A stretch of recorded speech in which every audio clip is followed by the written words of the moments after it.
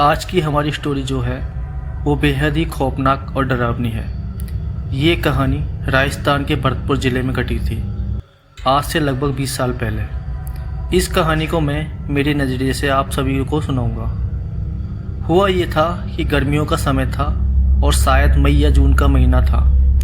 मैं और मेरा भाई जामुन के पेड़ के नीचे खेल रहे थे और जहाँ हम खेल रहे थे वहाँ साइड में कुआं था। तभी अचानक हम दोनों ने एक जोर की आवाज़ सुनी। हमें लगा कि शायद कुएं में किसी ने पत्थर फेंका है, लेकिन उस आवाज़ के साथ हमने एक ज़ोरदार चीख सुनी।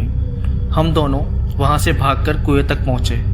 तब हमने कुएं में झांककर देखा तो उसमें रीना नाम की लड़की थी जो कि अपने हाथ पैर मार रही थी पानी में। रीना हमारे गांव की ही थी जो कि हर रोज़ शाम को कुएं से पानी भरने आती थी।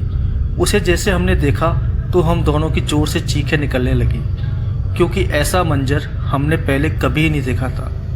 हमारी ज़ोरदार चीखें सुनकर आसपास के लोग दौड़कर हमारे पास आए, लेकिन जब तक वो लोग कुएं पर पहुंचे वो पानी में डूब चुकी थी, क्योंकि उसे तैरना नहीं आता था। ये देखकर भीड़ वहां पर इकट्ठी हो गई।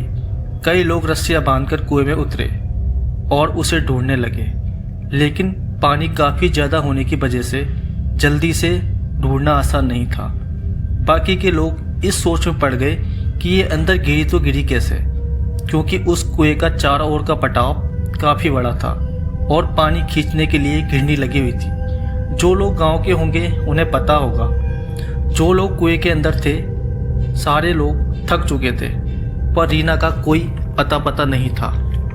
तभी पास के गांव में 2 तैराक वहां आए और कुएं में उतरकर नीचे गहराई में जाके जहां दलदल होता है वहां तक गए। बहुत मशक्कत करने के बाद आखिर में रीना उन्हें मिल गई। ऐसा लग रहा था जैसे दलदल में उसे किसी ने कसकर पकड़ रखा हो।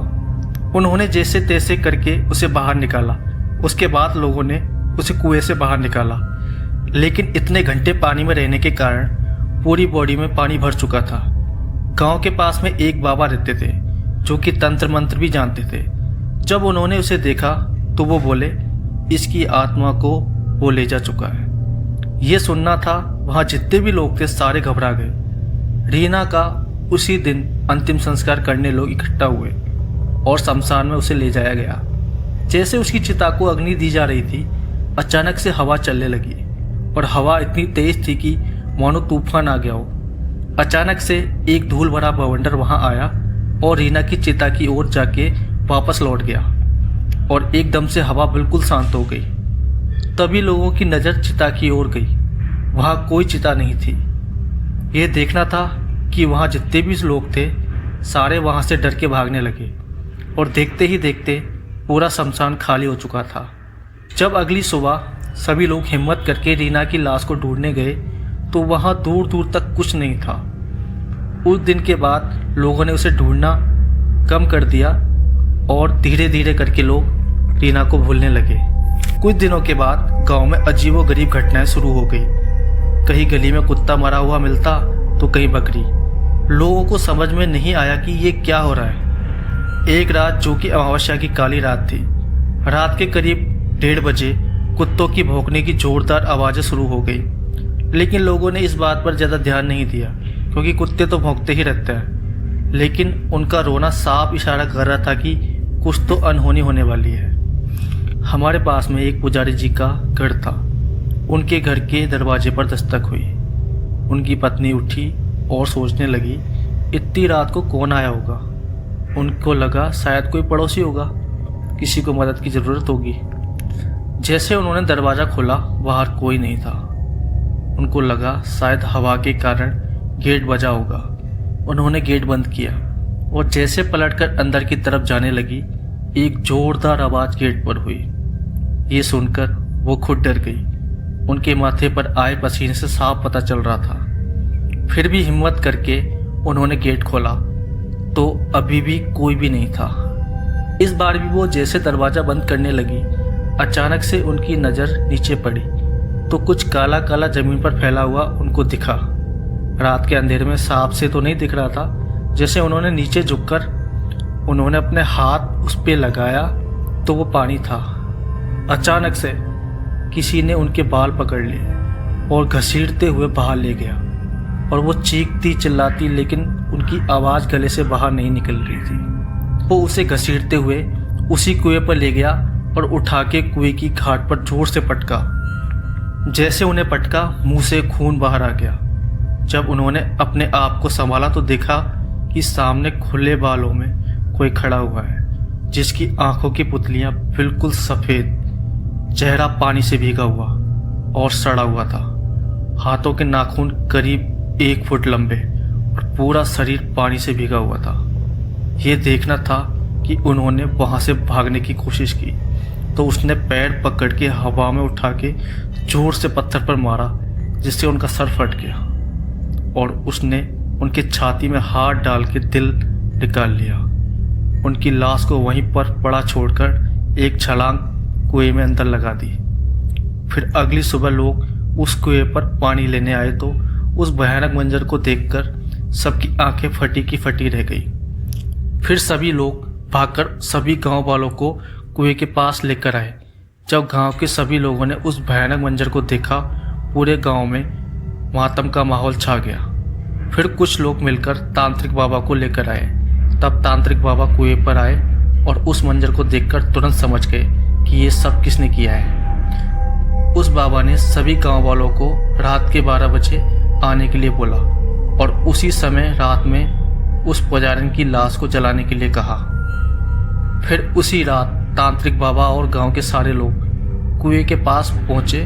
बाबा ने कुएं के चारों तरफ लकड़ी से एक गोल घेरा बना दिया और उस घेरे में जाकर अपने थैले में से कटा हुआ मुर्गा और खोपड़ी इंसान की निकाली और कुछ हड्डियां अपने चारों तरफ रख दी और अपने तंत्र मंत्रों का जाप करने लगे। जैसे ही तांत्रिक बाबा जाप करने लगे तो उनके चारों तरफ गोल घेरे में आग लगने लगी। फिर उसके बाद बाबा ने कुछ पढ़कर कुएं में फेंका। तभी कुएं में से एक जोरदार चीख के साथ कबूतरों के उड़ने की आवाज़ सुनाई दी। फिर सभी लोगों ने देखा कि कुएं में से एक काली परछाई बाहर आ रही है। तब लोगों ने उसको देखा तो वो परछाई कोई और नहीं बल्कि खुद रीना थी। फिर उस तांत्रिक बाबा ने कुछ पढ़कर रीना पर फेंका और वो रस्सियों से जकड़ गई और रस्सियों में आग लगने लगी। फिर बाबा वहां से उठा और कुएं में कुछ पढ़कर फेंका। उसके बाद उस कुएं में से एक बहुत बड़ी परछाई बाहर निकली।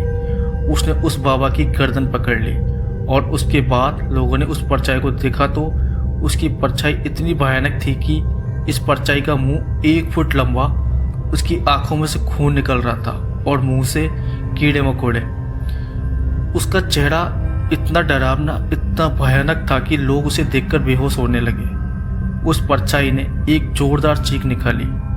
उसकी चीख से वहां उपस्थित लकड़ियां और पत्थर लोगों के शरीर में जाकर धंसने लगे। ये देखकर तांत्रिक बाबा ने अपने कमर के पीछे से एक त्रिशूल निकाला और उस परछाई की छाती में घुसेड़ दिया और एक रोशनी के साथ बाबा धड़ाम से नीचे जमीन पर गिर गए। उसके बाद तांत्रिक बाबा जोर से चिल्लाए और सभी गाँव वालों से बोले कि इस कुएं में रीना की लाश है, जल्दी से लाश को निकालो। तो उसके बाद कुछ लोग कुएं में उतरे और रीना की लाश को बाहर निकाला। तांत्रिक बाबा ने लोगों से कहा कि रीना का अंतिम संस्कार करना होगा, तभी रीना की आत्मा को मुक्ति मिलेगी। तो फिर लोगों ने तुरंत प्रभाव से रीना की लाश को शमशान घाट पहुंचाया और रीना का अंतिम संस्कार किया। फिर रीना की आत्मा अपने आप गायब हो गई और रीना को मुक्ति मिल गई। फिर बाबा ने बताया कि इस कुएं के अंदर जो आत्मा थी उसी ने रीना को कुएं में खींचा था और उसके बाद रीना की इस आत्मा पे अपना कब्जा कर लिया था और वही आत्मा इससे ये सब करवा रही थी। अब उसकी आत्मा को मुक्ति मिल चुकी है। तो दोस्तों, ये थी आज की हमारी कहानी। अगर आपको हमारी कहानियाँ पसंद आती है तो प्लीज़ चैनल को सब्सक्राइब करें और हमारी वीडियो को लाइक करें। धन्यवाद।